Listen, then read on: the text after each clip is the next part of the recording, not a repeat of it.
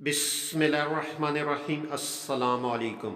امام جعفر صادق علیہ السلام نے فرمایا، اللہ تعالیٰ نے جہنم کو ان لوگوں کے چہروں کو جلانے سے حرام قرار دیا ہے جنہوں نے ہمارے لیے آنسو بہایا جب بھی ان کی موجودگی میں ذکر کیا گیا۔ خالص عمل وہ ہے جس سے تجھے تکلیف مطلوب نہ ہو بلکہ اللہ کی رضامندی ہی مقصود خاطر ہو۔